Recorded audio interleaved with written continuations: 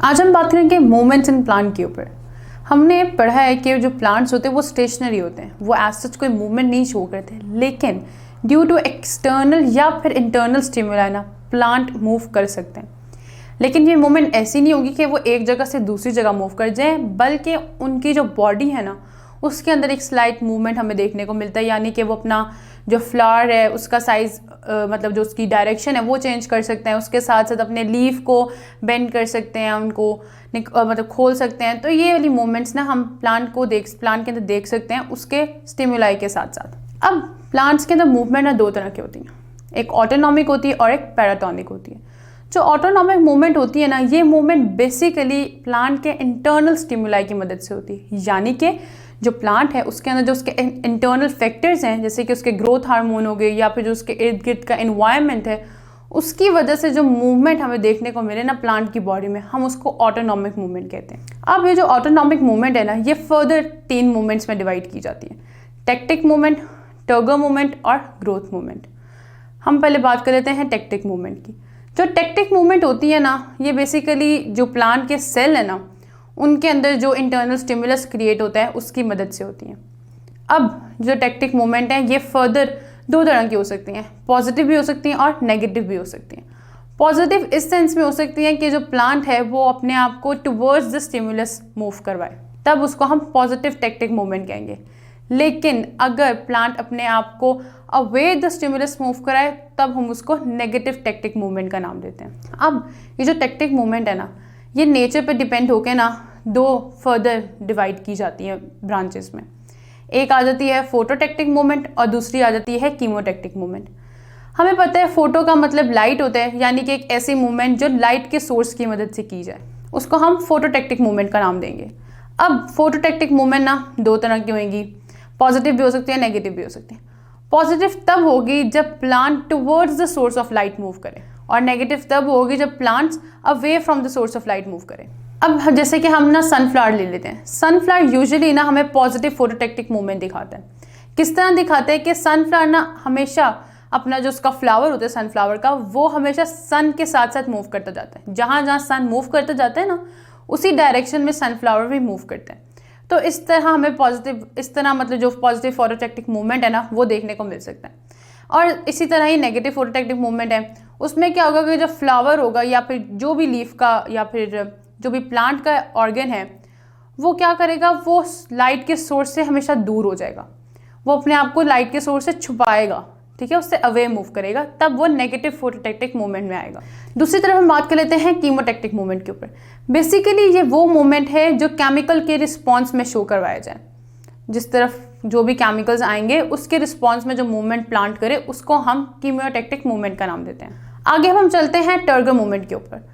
Turgor movement usually plant के जो अंदर टर्गर प्रेशर उसके सेल्स में होता है ना, उसकी वजह से जो भी प्रेशर कॉज होगा सेल के अंदर, या तो सेल इनलार्ज होता है या तो सेल बिल्कुल श्रिंक हो जाता है, उस प्रेशर की बुनियाद पर टर्गर मूवमेंट ना बनाया जाता है कि प्लांट उसके ऊपर डिपेंडेंट होकर मूव करता है।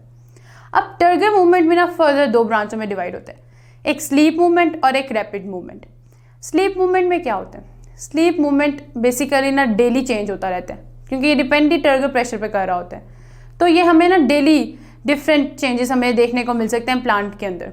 अब इसमें होता क्या, जो हम एक ना लीफ होता है, जैसे ही कोई भी प्लांट के ऊपर लीफ देख लें, तो वो जो लीफ या फिर जो पत्ता होता है ना, जैसे वो लीफ एंड होता है ना, तो उसके नीचे ना एक मोटी हमें चीज़ देखने को मिलती है, जिसको हम पेल्विनस का नाम देते हैं।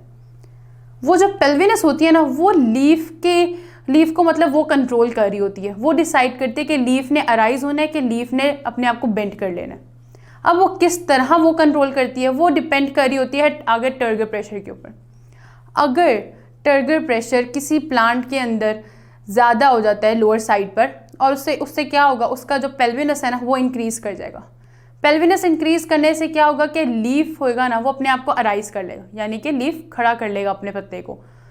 जो पेल्विनस है ना, वो प्लांट क्या करेगा, टर्गर प्रेशर उसका लो हुआ, जिससे क्या हुआ, पेल्विनस इंक्रीज हुआ। पेल्विनस इंक्रीज होने से क्या होगा कि लीफ अपने आप को अराइज कर लेगा।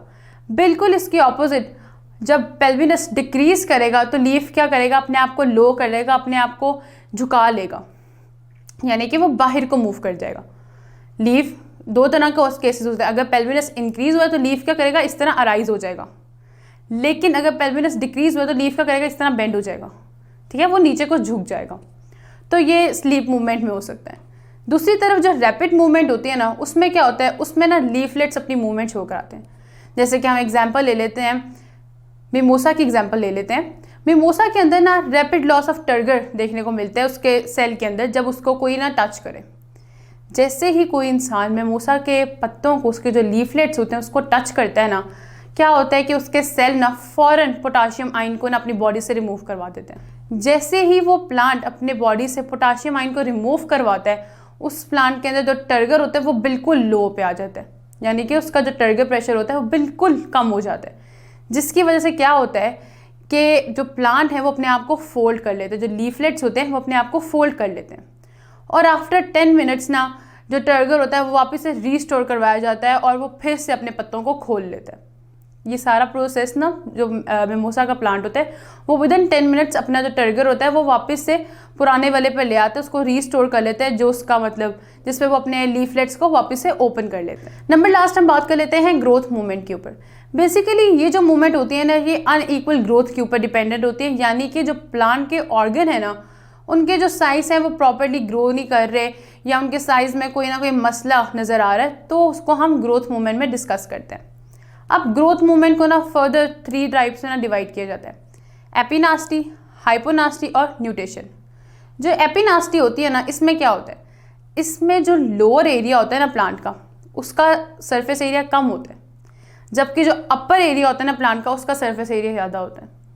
अब क्या होता है, जब बेस छोटी होगी और उसके ऊपर जो सरफेस एरिया या जो उसके ऊपर जो भी ऑर्गन या कोई भी चीज़ होगी वो ज़्यादा बड़ी होगी एज़ कम्पेयर टू बेस, तो वो बेस उसको सपोर्ट नहीं कर पाएगी, जिसकी वजह से क्या होगा कि ऑटोमेटिकली जो अपर सरफेस पे जो ऑर्गन इनलार्ज हुआ है प्लांट का, वो अपने आप को बेंड कर लेगा डाउनवर्ड। ये सारा जो प्रोसेस होता है ना, ये एपिनास्टी में आता है।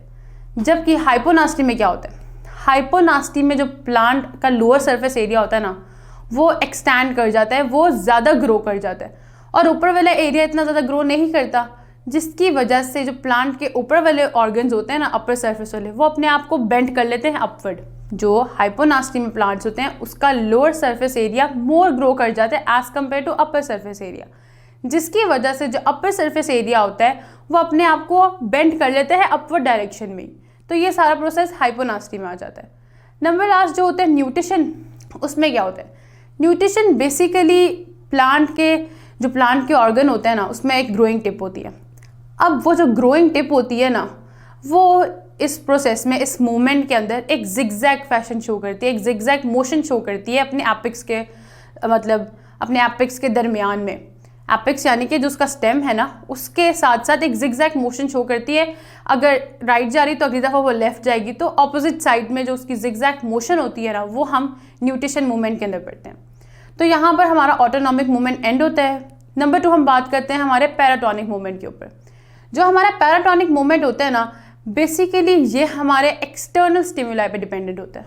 ऑटोनॉमिक मूवमेंट हमारे इंटरनल स्टिमुलाई पे डिपेंड था, लेकिन जो पैराटोनिक मूवमेंट होता है ये हमारे एक्सटर्नल स्टिमुलाई पे डिपेंडेंट होता है। अब पैराटोनिक मूवमेंट 2 तरह के हो सकते हैं, ट्रॉपिक मूवमेंट और नास्टिक मूवमेंट। पहले हम बात कर लेते हैं ट्रॉपिक मूवमेंट के ऊपर।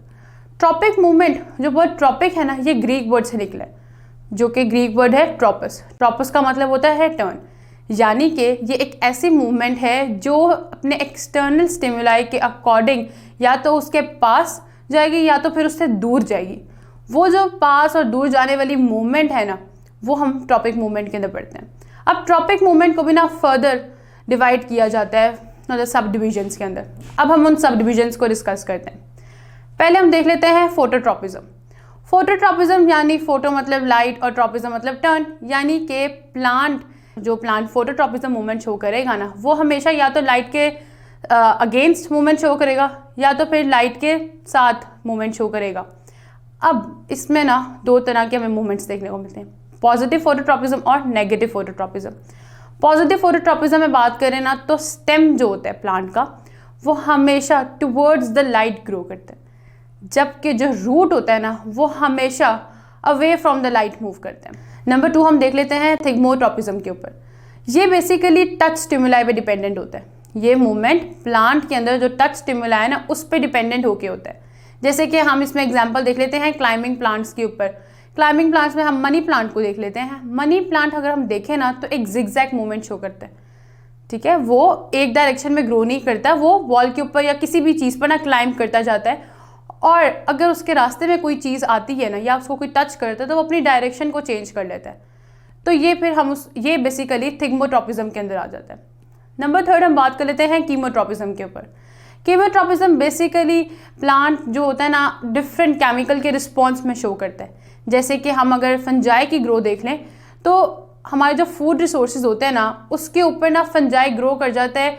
अगर वो फूड सोर्स पुराना हो जाए तो उसके ऊपर हम जो कहते हैं उल्ली लग गई है, वो हमारे कीमोट्रोपिज्म होते हैं, क्योंकि कुछ केमिकल पुराना खाना रिलीज करता है जिसकी मदद से फंजाई उसके ऊपर ग्रो करने लग जाता है। तो ये कीमोट्रोपिज्म के अंदर आ जाता है।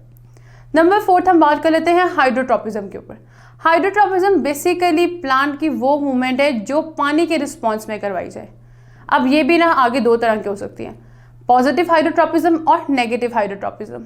पॉजिटिव हाइड्रोट्रोपिज्म की अगर बात करें, जो रूट्स होते हैं ना वो हमेशा टुवर्ड्स द वाटर ग्रो करते हैं, जबकि जो शूट होते हैं वो हमेशा away from the water grow करते हैं।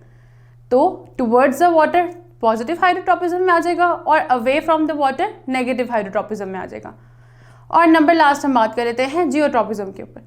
जियोट्रोपिज्म वो मूवमेंट होती है जिसमें प्लांट हमेशा ग्रेविटी को रिस्पॉन्स करे। ये भी ना आगे 2 तरह की हो सकती है, पॉजिटिव जियोट्रोपिज्म भी हो सकता है और नेगेटिव जियोट्रोपिज्म भी हो सकता है। जो पॉजिटिव जियोट्रोपिज्म होता है ना उसमें क्या होता है कि रूट जो होती है हमेशा डाउनवर्ड को ग्रो करती है, यानी कि हमेशा ग्रेविटी की डायरेक्शन में ग्रो कर रही है, तो उसको हम पॉजिटिव जियोट्रोपिज्म कहते हैं। जबकि जो शूट्स होते हैं वो हमेशा हमारी जो ग्रेविटी होती है ना उसके अगेंस्ट ग्रो करती हैं, तो हम उसको नेगेटिव जियोट्रोपिज्म कहते हैं। अब हम बात कर लेते हैं निक्टेनास्टी मूवमेंट के ऊपर। बेसिकली इस मूवमेंट में भी वही सब कुछ हो रहा है कि जो प्लांट के ऑर्गन्स हैं वो हमेशा एक्सटर्नल स्टिमुलाई को मतलब रिस्पॉन्स करेंगे, लेकिन उसके साथ साथ ना वो अपनी ग्रोथ में भी ना कुछ चेंजेस लाते हैं।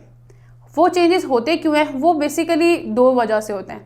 या तो उनके जो टर्गर चेंजेस पाए जाते हैं वो बहुत डिफरेंट हो, और नंबर 2 जो उनकी ग्रोथ प्रोडक्शन वगैरह ना वो डिफरेंट हो, तो उसकी डिपेंडेंट पर हम उसके अंदर जो ग्रोथ के डिफरेंस है ना उसको हम देखते हैं। अब ये भी फर्दर ना 2 चीज़ों में डिवाइड हो जाता है, फोटोनास्टी और थर्मोनास्टी। फोटोनास्टी का मतलब वो प्रिंसिपल, वो स्टिमुलस, वो एक्सटर्नल स्टिमुलस जिसको प्लांट अपने फोटो पीरियड के अकॉर्डिंग देखे। अब कुछ फ्लावर्स ना हमें इस तरह देखने को मिलेंगे जिनको पता है कि उनके पास ना लाइट की ये इंटेंसिटी होगी तब ही वो अपने मतलब जो उसके जो फ्लावर है ना उसको ओपन करेंगे, ठीक है। कुछ इस तरह के प्लांट होते हैं जो लाइट की जब उनकी जो नीड होती है ना जिस इंटेंसिटी की, जब तक उनको वो इंटेंसिटी नहीं मिलेगी ना वो अपने उस फ्लावर को ओपन नहीं करेंगे, लेकिन जैसे ही उनको वो वाली लाइट इंटेंसिटी मिलेगी वो अपने फ्लावर को ओपन कर देंगे। ये आ जाता है फोटोनास्टी के अंदर। जबकि जो थर्मोनास्टी होती है ना ये मूवमेंट हमारे टेम्परेचर के ऊपर डिपेंडेंट होती है। जैसे कि हम इसमें एग्जांपल ले लेते हैं ट्यूलिप की। ट्यूलिप रात को ना अपने जो उसका फ्लावर होता है उसको बंद कर लेता है और क्या करवाते हैं उसके अंदर रैपिड ग्रोथ करवाते हैं, जिसकी मदद से उसके अंदर पैटल्स इन्वेड होते हैं और उसकी जो पैटल की बेंडिंग है ना वो देखने को मिलती है। क्यों होती है? क्योंकि उसके अंदर थर्मोनास्टी हमें देखने को मिलती है, थर्मोनास्टी मूवमेंट शो होती है ट्यूलिप के अंदर रात के वक्त। तो ये सारी मूवमेंट्स थी प्लांट के अंदर, बाकी हम पढ़ेंगे नेक्स्ट लेक्चर में। अगर ये लेक्चर आप कंप्लीटली देखना चाहते हैं और इसके साथ साथ बेशुमार MCQs, उनके आंसर्स और एक्सप्लेनेशंस भी हासिल करना चाहते हैं, एंड दैट ऑल फ्री, तो अभी गूगल प्ले स्टोर पे जाइए एंड लिखिए हिप्पो ई-लर्निंग प्रोग्राम। हमारी ऐप डाउनलोड कीजिए, ना सिर्फ इसे खुद यूज़ कीजिए बल्कि अपने दोस्त एंड क्लास फेलोज़ को भी रेकमेंड कीजिए।